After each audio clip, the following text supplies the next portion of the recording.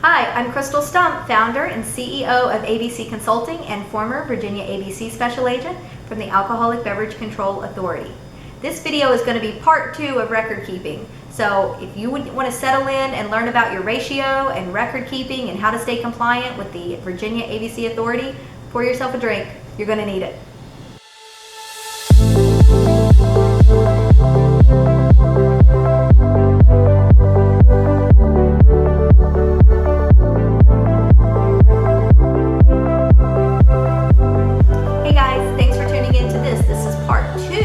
Record keeping, and if you haven't seen part 1, I encourage you to do so. Part 1 talks about the minimum food sales and how important it is to make sure that your point of sale system is capturing the correct categories, the sales in the correct categories. So please tune into that video. It's record keeping part 1. This video, if you watched the part 1, thank you for watching, and part 2 today we're going to kind of talk about the ratio, so the mixed beverage or liquor to food ratio. It's important because if you're a mixed beverage licensee in the state of Virginia, you do have to follow a liquor to food ratio.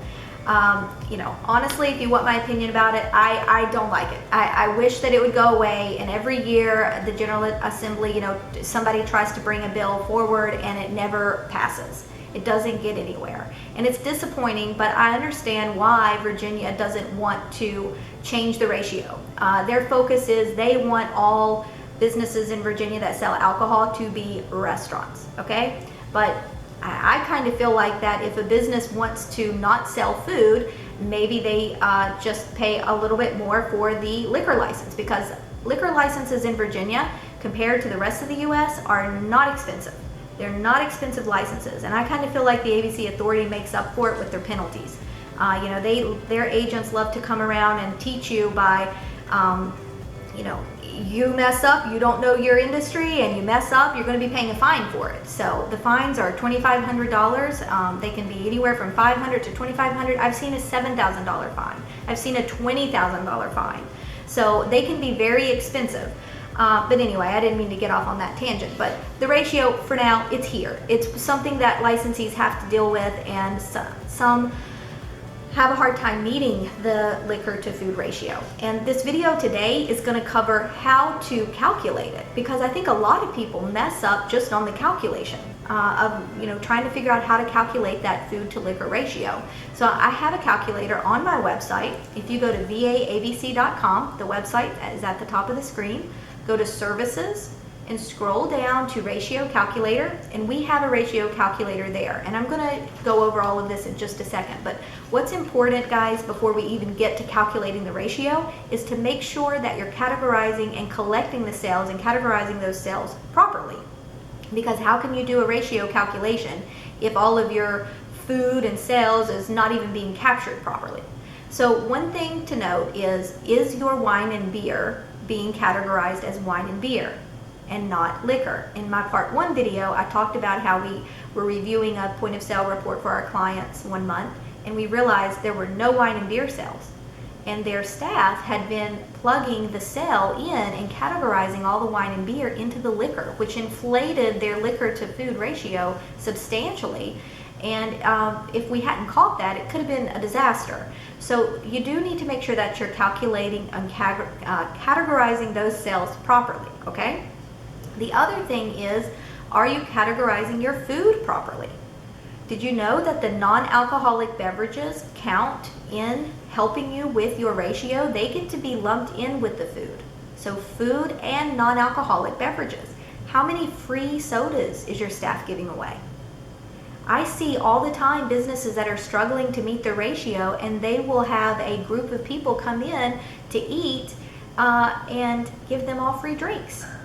And drinks are huge money makers for restaurants. I mean, there's a huge profit margin on sodas and tea, and it not only is it a good sale for you as a business owner for the profit margin, but it helps you with your ratio.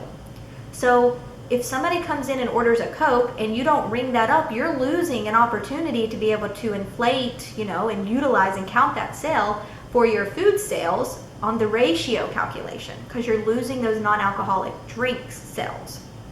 So things like coffee, tea, soda, mocktails, That is a huge one that a lot of people really could be taking advantage of, is selling a $10 mocktail that doesn't have any liquor in it and being able to count that towards their food sales, food and non-alcoholic beverage sales. So I could do a whole video on mocktails, and I'm going to, but let me just stay focused on the ratio here. Making sure the food is all accounted for. So what if somebody comes in and orders a Jack and Coke, for example? A Jack and Coke, let's say it's $5.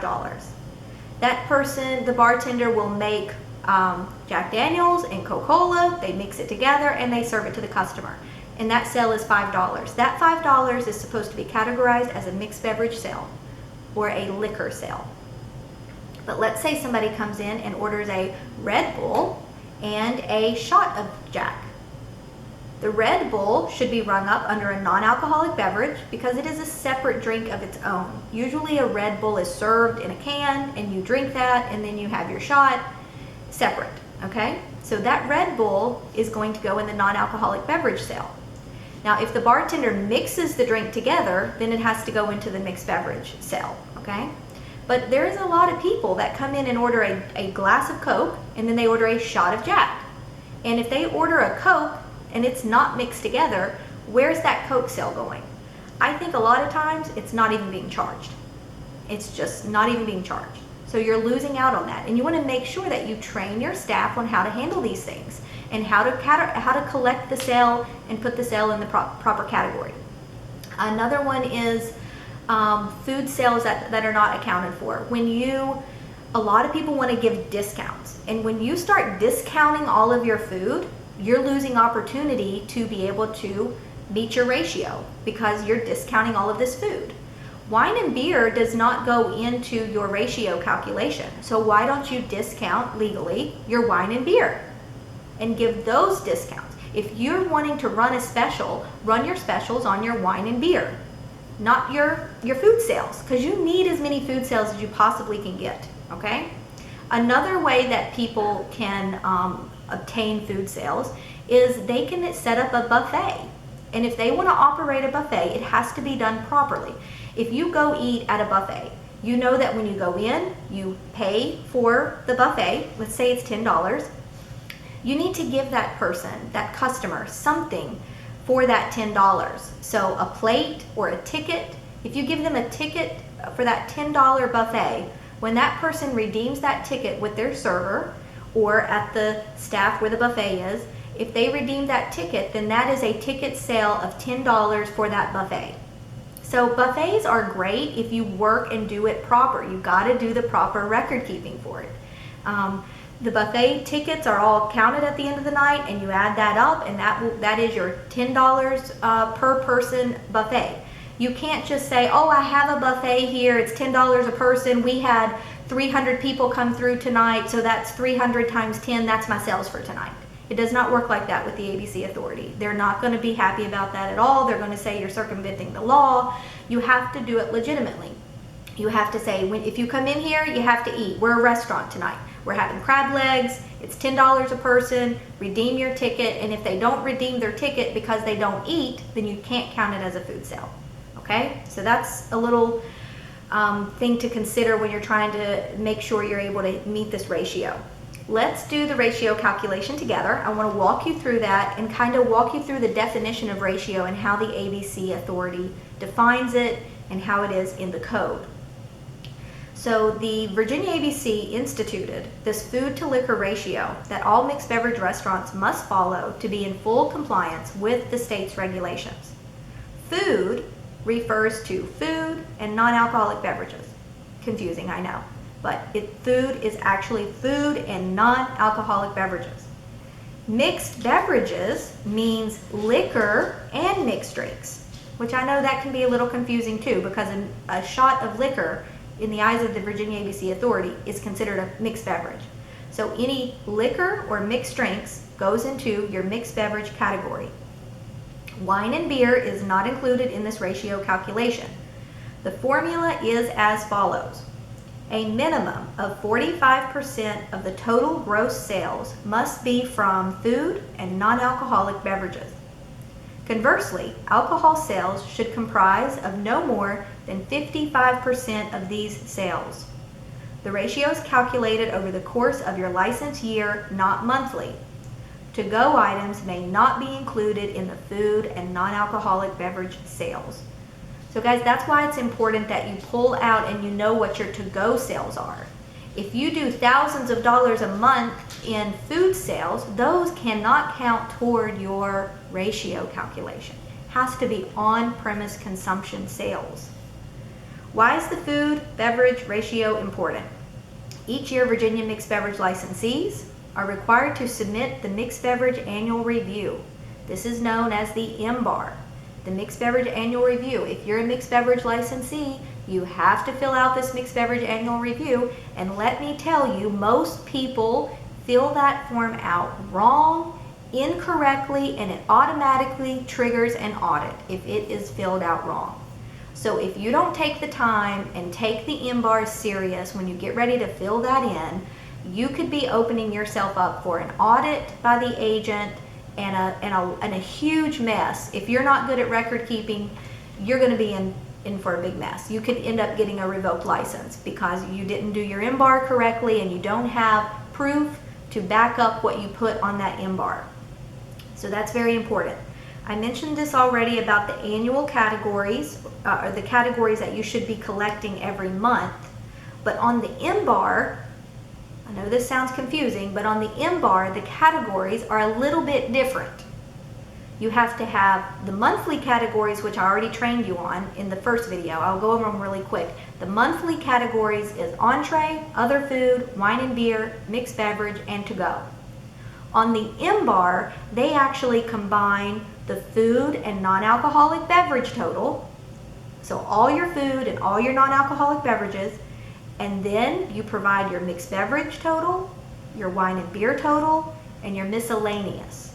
Now the miscellaneous section, that could include apparel, tobacco, and also the to-go. That's where the to-go items are indicated, is in the miscellaneous category. So it's very important. If you need help doing your MBAR, comment below. I'd be happy to help you. I could do a whole video just on MBAR, but this is the ratio. But I'm just letting you know that this is how ABC finds out if you're ratio compliant or not. It's from your MBAR. So when you submit that MBAR to the ABC authority, and there's nothing on that MBAR that shows you how to calculate your ratio. It doesn't show you how to do it, and it doesn't even ask you what your ratio is. So most people fill it out blindlessly, turn it into the ABC authority, and then about a month later, they get a call from their agent and says, oh, by the way, we got your MBAR and your ratio is 28%. That's a huge problem. And then you're like, oh, well, now I'm going to start looking at my records and let me go back and fix it. It's so much harder to fix it after the agent's done called you out on it. You have to know this stuff before you fill out the MBAR. So what we do for our clients, every month we calculate the ratio and monitor it every month throughout the year for them, so that if they start to drop below that 45%, we can guide them and tell them, hey, you're dropping below the 45%, let's make some changes here. You don't want to find that out when you're doing the MBAR because you can't go back and change it. So anyway, guys, it's really important. When you file your MBAR, okay, let me get off of this for a second. The calculation is right here on the screen. This is how you calculate your ratio. You put your food and non-alcoholic beverage in, and then you plug in your mixed beverages, hit the calculate button, it's going to do the math for you, and that's going to show you what your percentage is. Your percentage should be at least 45%. So if it comes up less than 45, you got a problem somewhere. Maybe you didn't calculate right. Maybe you didn't calculate your sales correctly or categorize them correctly, so you need to go back and look. Maybe you didn't account for catering events that you did, on-site catering events where people come in and you didn't plug it through the point of sale system because you didn't have a button for a $2,000 custom catering order. Okay, that happens a lot. People won't put those in their point of sale, and then they're losing out on $2,000 worth of food sales or something like that. So you need to think about that. I hope you found this calculator helpful. I think I'm the only place in the state that has this calculator. I mean, even the ABC Authority doesn't even have a calculator that I'm aware of on their website. And it's it's hard to even find like how to even calculate this thing. It's not on the MBAR, it's only in the code section. So I hope this calculator is helpful, and you should really use it every month. It should be part of your monthly process and your system to plug in your numbers and see where you stand on your ratio, so you're not surprised at the end of the year, and you can make those changes early on. Let me know how you feel about the ratio in Virginia. I mean, do you struggle with the ratio? Do you know people that struggle with the ratio? Why do you think this is such a challenge? And what do you think the ABC authorities should do about this? I think it's archaic, and I think it should go away personally, but anyway, that's my opinion. Hope you found this video informative. If you like these videos, please comment below, give me some ideas, suggestions for new videos. I'm happy to help you. Visit my website, find me on social media, and I hope you and your business are successful. Thanks for watching. Cheers.